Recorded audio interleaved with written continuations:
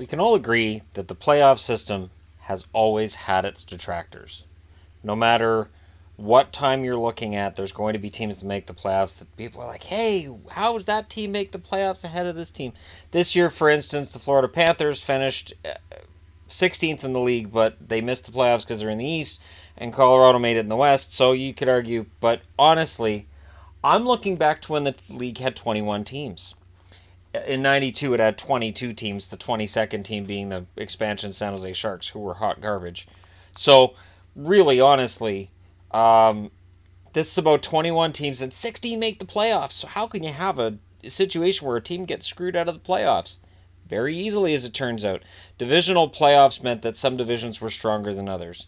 And if you're a fan, and you're about my age, you remember the Patrick division and how strong it was, and how weak the Norris and the Smythe tended to be. So, for you youngins out there, the West was crap, minus Edmonton, and sometimes Calgary, and the East was really strong, which meant that very often teams in the West would make the playoffs that wouldn't have made it in the East. But we didn't have social media, and we didn't have this outrage, and it was part of the game, it was part of the setup, and there wasn't really a whole lot made of it. But let's take a look. 1982, LA finished with 63 points and made the playoffs. The Capitals finished with 65. Well, it's no big deal, right? Other than the fact that that's the Manchester Miracle. That's the LA Kings team that knocked off Edmonton in the first round that year. So the Capitals could have had that miracle. It's not likely because it's Capitals, but hey, look what they're doing this year. And again, it's only a 2-point difference, right? 1983, St. Louis had 65 and made the playoffs. LA had 66. So now LA's out of the playoffs when they could have got in ahead of St. Louis. And that 1983 St. Louis team, that was a disaster. That was the year that they were getting ready to move to Saskatoon. Yes, that was a thing. St. Louis almost moved to Saskatoon, and actually there's a video on the channel about that. It's a fascinating time for St. Louis, and they made the playoffs when they shouldn't have, because LA was 1 point ahead of them. Now, I'm going to say this too. I did use Carolina, Arizona, and Dallas for Minnesota, Hartford, and Winnipeg, because these franchises moved, and the fact that they're bad often enough that they show up on the board this much is part of the reason they ended up moving. 1984, there were no made it when they shouldn't. 1985, there was. New York Rangers had 62 points. The Minnesota North Stars had 62 points. The Detroit Red Wings had 66 points. The Hartford Whalers had 69. And the Whalers missed the playoffs. So the Whalers were 7 points clear of Minnesota and the New York Rangers, but they missed the playoffs because they were in the Adams division. The Adams division was the toughest that year, and that's what ends up happening. 2 Norris division teams get in. So this is 2 from the same division right here. 2 Norris, Detroit, and Minnesota. I keep wanting to say Dallas because Dallas on the board, right? Minnesota North Stars. And keep that in mind because, honestly, the Norris division shows up on this board quite a bit. Now, 1986. This is where you start to see just how strong the East was compared to the West. 1986. Winnipeg makes it with 59 points. Vancouver makes it with 59 points. Toronto makes it with 57 points. Now, here's where the rage would come up. Pittsburgh missed the playoffs with 76, and Buffalo missed the playoffs with 80 points. Buffalo was a 500 team that year, and that's before we had all the overtime points and the 3-point game. They were a legit 500 team, and they missed the playoffs while the Leafs, who were 23 games below 500, made the playoffs. Vancouver and Winnipeg, 21 games below 500, made the playoffs. Buffalo and Pittsburgh are out. So anytime people say, oh, the league's rigged for Pittsburgh, that year was rigged against Pittsburgh. And Buffalo, can you imagine this happening now? Where a team that's 23 points behind another makes the playoffs. It can't happen with the system we have now. 1987. Toronto and LA both make the playoffs with 70 points, which is better than these other ones over here, and it's actually better than a few of these. But Pittsburgh, 72. So Pittsburgh's hosed out of the playoffs 2 years in a row when they would have beaten teams in the West. And Toronto again makes the playoffs when they shouldn't have. which is an ongoing theme. Let's look at 1988. This is when everything just goes crazy. The Toronto Maple Leafs made the playoffs with 52 points, and I want to let that sink in.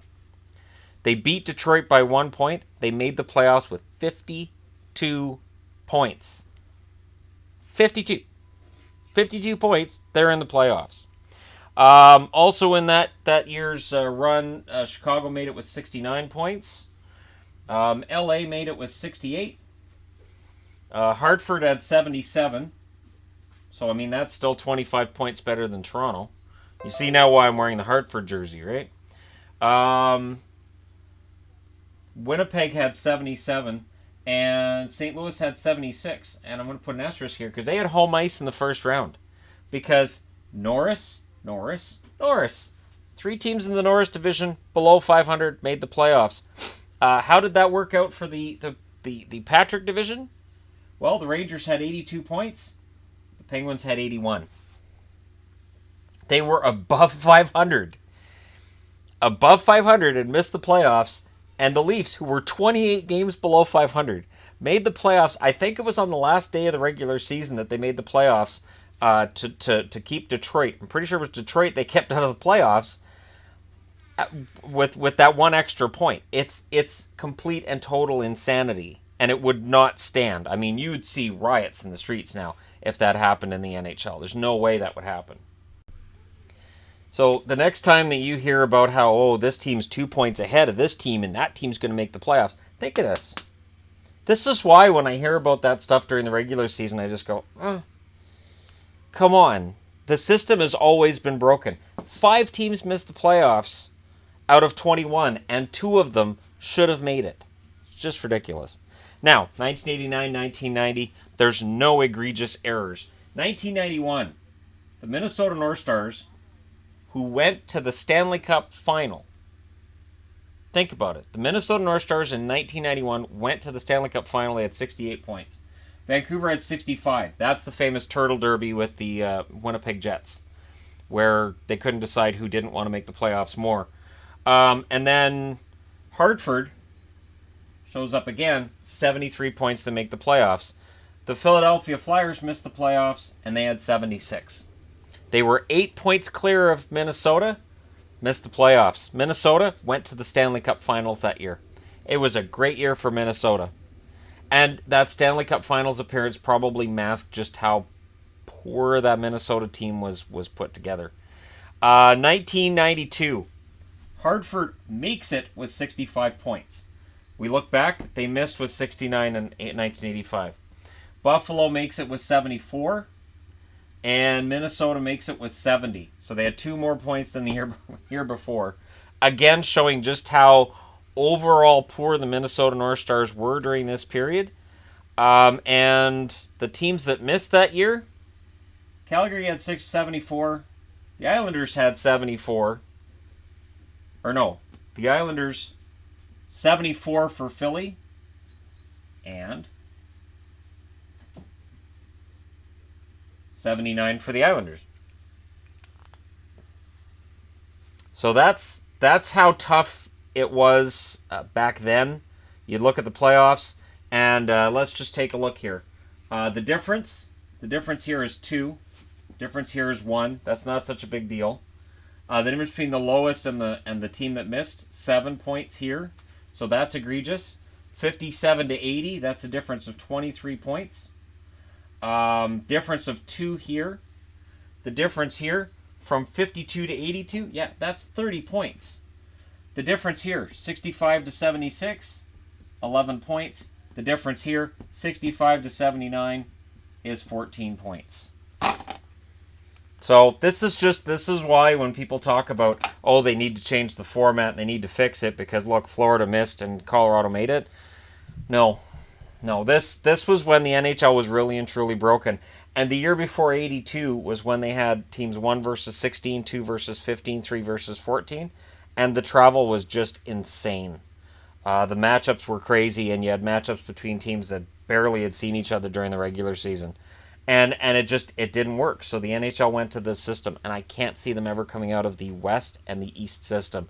Because I think it works best. I really do. I think you're going to play your rivals.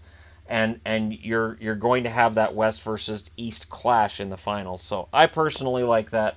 But there you go. This is when the playoffs were really not structured very well.